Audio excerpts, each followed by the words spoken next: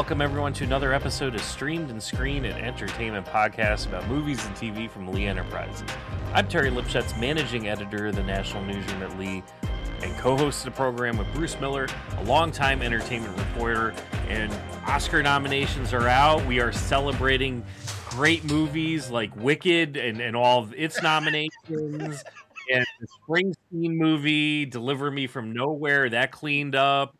So wow. Wow. I don't you think they're sending a message? I think there's a clear message that's being sent. I agree. I'm not sure exactly what it is, but I think the money grab is against Wicked's favor. Because Wicked should have been Yes. nominated for something and got nothing. And that's, Ariana Grande was good. And they had Right. people in there you can't pronounce their names that are nominated for the best supporting actress. So there was an effort there made to kind of give them a jab. And they wrote two new songs for Wicked for Good. One of them Right. should have gotten in, particularly when they've got two songs nominated from documentaries. And not that I'll go on a rant, but when you look at that song category, they had a lot of blue chip performers who were writing songs for films and nothing. There's no John Right. Mayer in there. There's no Miley Cyrus in there. Yeah. So I think they're a little more astute than I thought they were. Yes. I think what we see here now, I've seen Wicked, the musical, twice, and I saw, of course, last year's part one, this year's part two. First off, I think Wicked is a good musical.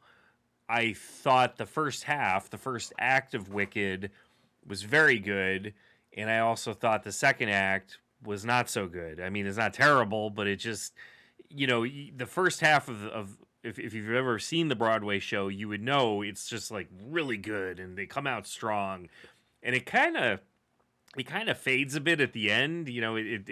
I feel like the it drags on a little bit, and it's just the story is just not as good as I had hoped for.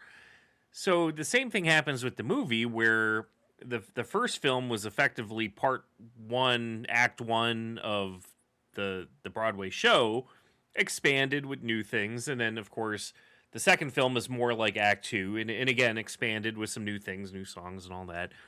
But you're already, if the first movie kind of didn't do as great with awards last year, I don't know why anyone would have thought that the second one would do better, considering that the second act of the musical isn't as good as the first act. So it's already working from behind. I think it was just a terrible, terrible, terrible idea to split this movie into two. Just do one long movie.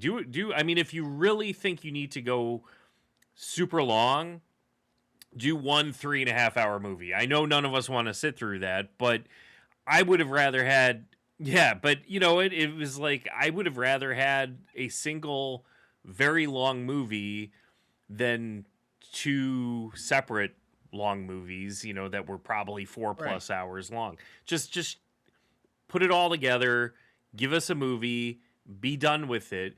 But they decided, we want to cash in on here. This is a cash cow. This is a money grab. And I think the Academy was basically said, yeah, okay, you can have your cash cow, but we're not going to reward you for that. I was surprised that there are some technical categories where it could have been nominated easily. Yes. And Costume design. they added the casting award this year and they didn't Hmm. have it last year. So here would be a place where they could have given it a nomination. But Right. they're sending a message. It's we don't like you. Don't pull this crap on us again. We're good. Meanwhile, Sinners got the most nominations ever, Yeah. ever 16. And that movie was released early in the year, April, and Right. it hung on a long time. Now, the other thing that comes with that is that it's part of Warner Brothers, which also has one battle after another. So is this some kind of inner struggle that they're pushing? I don't know. But Sinners, I don't know, deserved 16 nominations. I mean, Yeah. it's I good, but it's not 16. Better than all-time record holder All About Eve, Titanic, and La La Land for the right. most nominations? I don't think so. It's because they added new categories that they qualified for.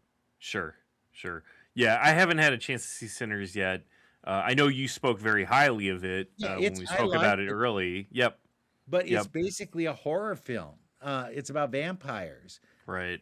All right, is that really what they want to send a message about? I don't know. Yeah. But That's and kind of Ryan interesting. Ryan Coogler is talented, and he'll probably, I bet he'll win in the writing categories. I think that's where Sinners will get its due. But I can't imagine that it would win 16. Well, it can't because some of those categories they've got more than one person in the nomination. So Right. we'll see. Yeah. Now, one battle after another, that seems to be high on everyone's list. It just hit HBO Max or HBO, whatever they're calling themselves now Right. these days. So it's in my watch list. I was gonna try to watch it this past weekend, but I ran out of time. So I'll probably check it out this weekend. I'm a huge fan of Paul Thomas Anderson. So I'm really looking forward to sitting down and watching it. Your thoughts on that one? Yeah, I think he'll win Best Director. They've waited too long to give him Yep. one. It's well done. I don't know necessarily that as a story it holds together as well as some of the other ones. Hmm. Um, but the direction is good. The editing is good. I I don't and I think it's the default Best Picture winner. It could Yeah. win Best Director, Best Picture, Best Screenplay, and maybe one other one, maybe Yeah. Supporting Actor. I don't know, but I don't think that I don't think there's going to be one that's going to just swipe through everything. I really don't. And as much as I love Hamnet, I don't know that Hamnet is in the mix to win a lot of things other than Best Actress. Mm. Um, I think if you remember back before, I've said that they usually try to spread it around so that everything that's nominated for Best Picture will get something. Yeah. And so, all right, so Hamnet could get Best Actress because um, she's really, really, really good. Um, and that might be it for them. Even though I think it could get Best Director, Best Film, all of that. I think Hamnet is the one I still think is the best picture of the year. But Jessie Buckley was just so good. I don't think anybody comes close to her in terms of performance. So that's its one. Then you look at something like Frankenstein, special effects. That's where Right. it can, or makeup, definitely makeup. Um, would be the thing. Jacob Elordi might be a possibility, but I don't think so. He's too young. And when Paul Mescal didn't get nominated for Hamnet, well, why wouldn't I think they're either going to go old with Right. Stellan Skarsgård, which would give that film its one, um, or they're going to go with somebody. There's now even today a kind of groundswell for Delroy Lindo for Sinners, and he's good, but the part isn't that big, and I don't think it's that kind of wild that it could pull him in there. Interestingly, um, Joel Edgerton was kind of the heart and soul of Train Dreams. Train Dreams was nominated for Best Picture, but he wasn't nominated for Best Actor. How does that happen? You know? It's interesting to see what's kind of getting picked, and there were a lot of little snubs like that with acting categories, and just a lot of surprises. I think this year caught a lot of folks off guard. I mean, even Avatar. Nobody expected Avatar to win Best Picture or anything like that, but it was shut out from special effects, right? Or did it? No, it did get a visual effects. It got a So one. Did he get one yeah, nomination? but there's another one where in the past we probably would have seen it in something with more with sound and Right. editing or some production design or something, and it just feels like there's a bit of a backlash now against some of these films. Yeah, it's I don't know. In the old days when they only had 5 nominees for Best Picture, Right. it was easy, and you could look at it now, and really the ones that got the most nominations would be in it. They'd be one of the 5. Yeah. But you look at some of these. Yeah, Avatar got 2 nominations. Yeah. Okay, good luck. We're happy for you. Um, but then they've got some of these other ones where you go, I don't know. Secret Agent. It's a foreign film. 4 nominations. F1, Best Picture nominee. 4 nominations, and most of those are technical. So really, is it? Should it be in there? Um, Marty Supreme did okay, and I think Yeah. it's spread across a number of categories. They're going to open it in IMAX theaters now in the next month. So if you want to see it in IMAX, it even's better. Sentimental value got better than I thought it would, and I think that's because its company has really pushed it. But it got 1, 2, 3, 4 acting nominations, Right. and Right. most of the 3 of them you can't pronounce their names, but Right. we had a good mix of directing, editing, screenplay, picture, Yeah. and I think you need that. You need to have that kind of a mix to really be considered a contender. I was glad that Kate Hudson came in for Song Sung Blue because I thought she was good. I thought she did a lot for that, but Well, yeah, and I was going to actually mention that too because it feels like it feels like I don't know if I call it backlash, but we've had so many musical kind of biopics get nominated. A lot of, where it was Elvis, it was the Dylan right, movie, and there was a lot of chatter before it came out. With the Springsteen movie, do anything, and Jeremy Allen White did get a Golden Globe nomination, but that's another film which it was shut out. There was not a single nomination for it. Now, me as a huge Springsteen fan, and we've talked about this before, I went to see the film. I thought it was okay. I thought it was a fine movie, but there was nothing about it that I thought was Oscar worthy. I thought, maybe they would give Jeremy Allen White a Best Actor right, nomination, but I thought that was even going to be a stretch. And if you're not giving, I mean, how many actors have been nominated for Best Actor in these musical biopics but never win? So if those previous ones aren't winning, there's no way Jeremy Allen White is going to win. So right, that kind of surprised me. Well, it didn't surprise me that it wasn't nominated, but it was kind of interesting to see there was sort of a music kind of movie get a little bit of love in Kate Hudson getting a nomination for Song right. Sung Blue, which it's not a biopic of sorts, a musical biopic. It's a little bit of a, it's like sort of a, I don't know, a subdomain of the genre, I guess, Yeah. because you're looking at a cover band kind of thing. But it's it was interesting to see that. And that's another film I'm looking forward to seeing. You just haven't been able to see it yet.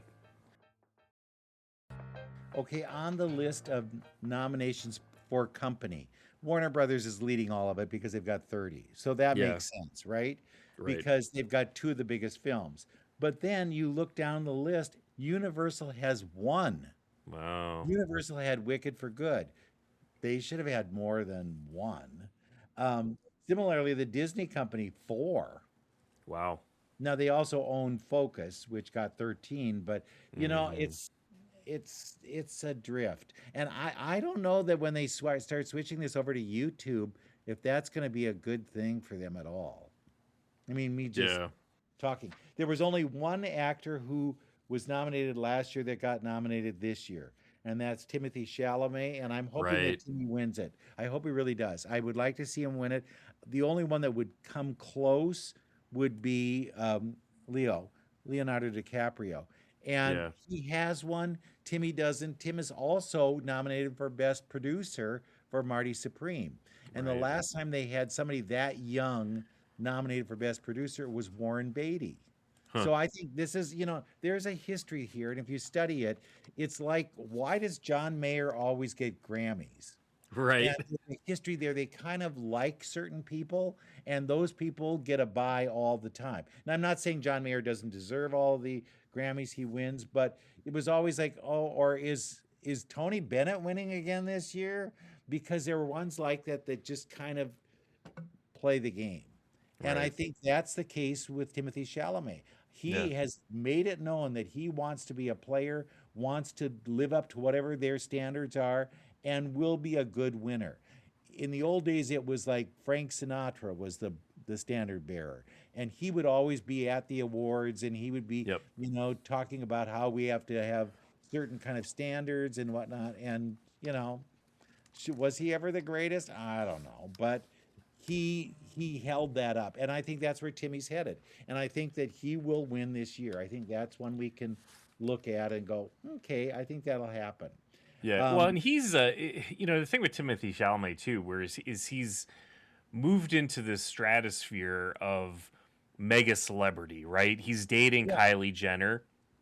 He's a New Yorker, and he shows up like he's at Knicks games because I watch Knicks games all the time, and he's there with Kylie, courtside a lot, So he's not somebody who's there who's just like, hey, look at me, I'll show up once in a while, but he's entered that rotation of celebrities like Spike Lee right. and Ben Stiller, who show up, and at basically Tracy Morgan basically shows up at every Knicks game now. So he's somebody that I think is kind of entering that level of megastar, that's gotten passed down from whether it was Jack Nicholson to the next person is kind of coming up to him now.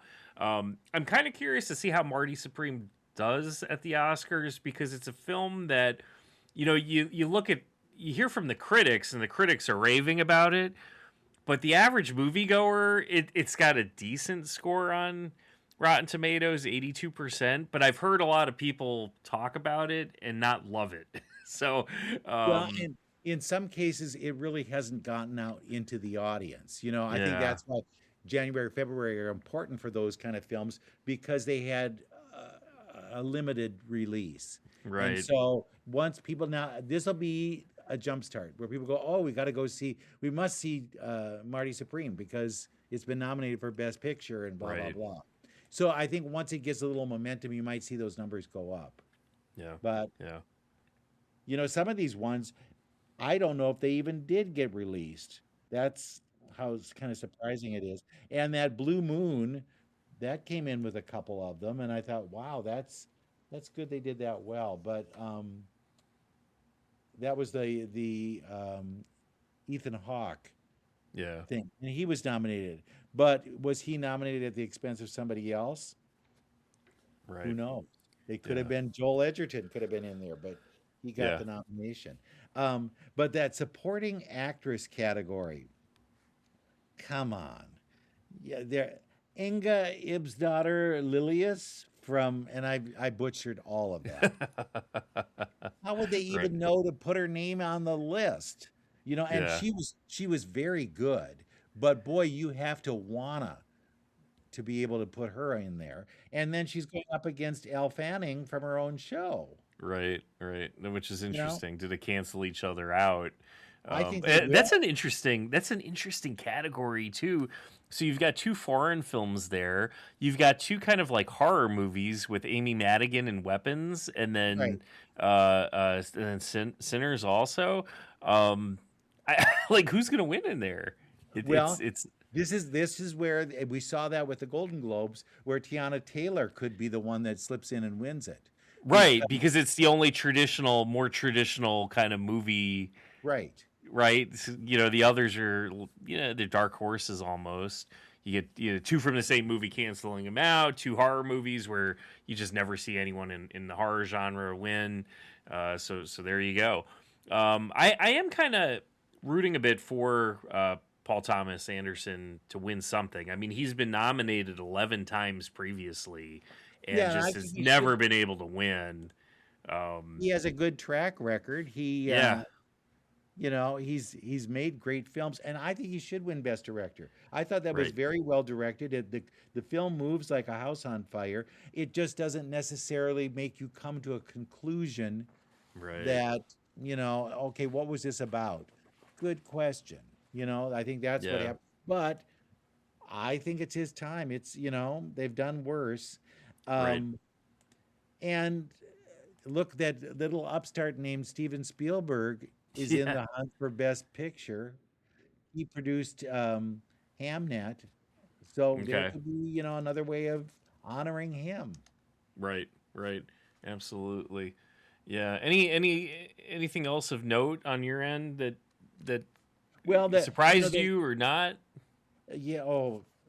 I sit and I pore over these things like I'm doing some kind of mathematical equation.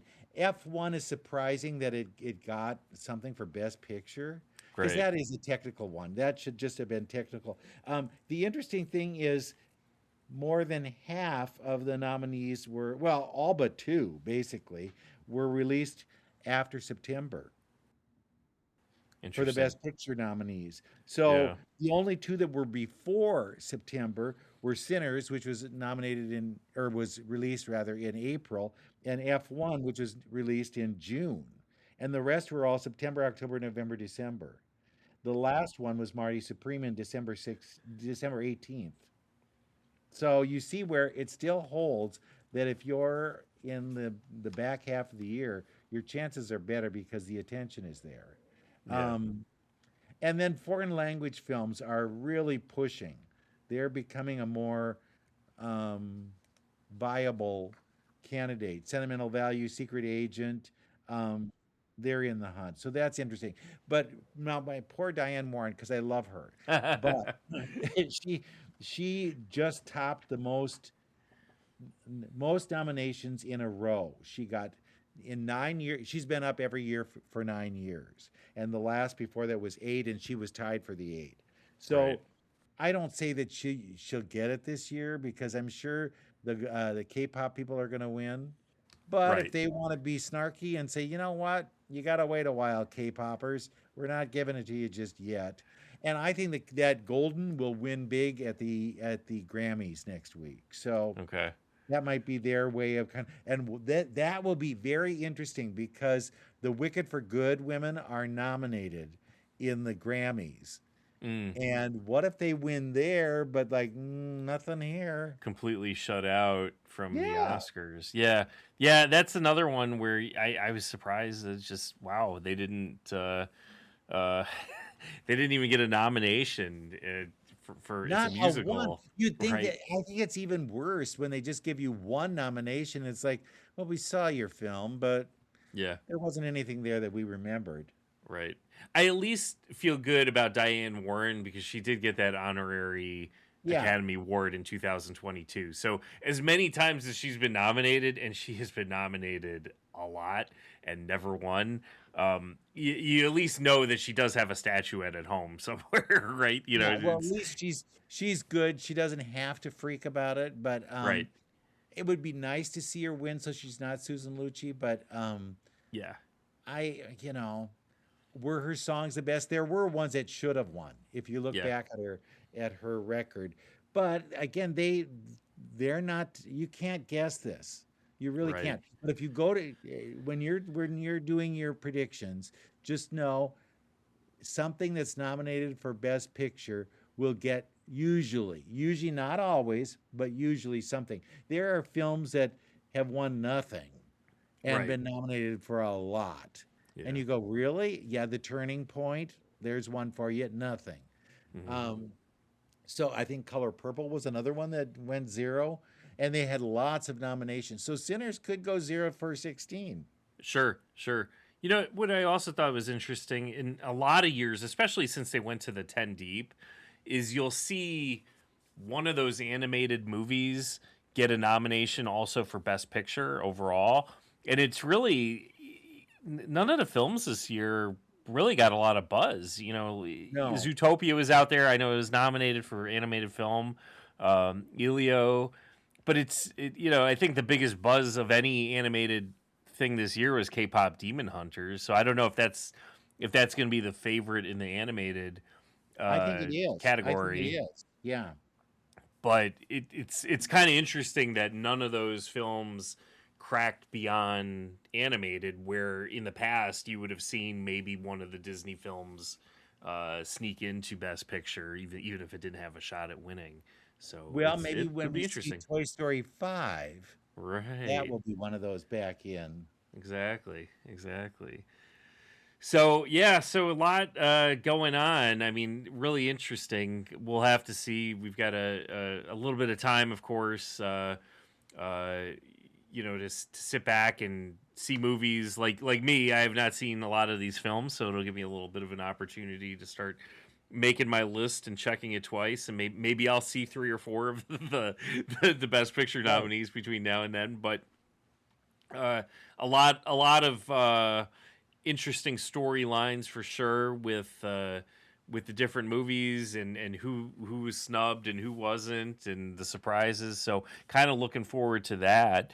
Before we wrap, I don't know if you saw this, but we had a new Game of Thrones show I have not debut. watched it yet. Is it good? Yes, it is. It's The uh dragons though aren't in it. no. So um can I give you a little spoiler? Like, I'm gonna Sure. say, it's not a big spoiler, but so at the beginning of the show, like from what I understood, until recently, I didn't even realize there was a second spin-off to Game of Thrones coming. And then I saw it was on the list of shows that was debuting this year. So they're actually that the new show, A Night of the Seven Kingdoms, just came out, and then House of the Dragon, I guess, is coming out later this year, and then season 2, the new one's going to be next year, and then the final season of House of the Dragon will be the following year. So they're going to I think they're trying to get into this mode of doing a new show every other year, to just kind of, because it takes so long to do these things Right. now, that they almost have to have multiple things to kind of keep the wheels spinning. So anyway, the show comes on, and I knew it was going to be a little bit more of a character driven show, whereas the other two are, they're like big and it's special effects and it's just crazy, crazy, crazy. But the talk here is that this one is going to be a little bit, it's going to be smaller. We're going to see a different type of world, right? So, the show opens with the main character, Sir Dunk, right? He's this Right. knight who's not, he's not the highest of high knights out there, right? He's kind of a little bit down on his luck, but he's he just has to bury his mentor. And with the first two shows, they might start the show and then all of a sudden you hear the music, right? It's the music plays and then it goes into that opening scene of and you can watch it and it sort of foreshadows what's to come. So all of a sudden, I think he's like sitting in the rain and everything. It's raining, and then the music, you can start hearing the music slowly play up, right? And you're like, all right, we're gonna cut to it. And then all of a sudden it does this hard cut to Dunk standing behind a tree with his bare butt sticking out, and he's like spraying diarrhea out his butt. I mean, Oh it's like no. Oh my no. wife is like, what what are they doing? And I'm just rolling over, and I said, this is perfect. She didn't understand. She's like, why did they have to show that? And I said, this is actually perfect for the show, because the other two series, we're talking about kings and knights and Yeah, so lords and proper. right. And what they did is they were setting us up like this isn't the same thing. They cut to this basically a commoner who's sort of a knight but maybe not. We don't really know a whole lot yet.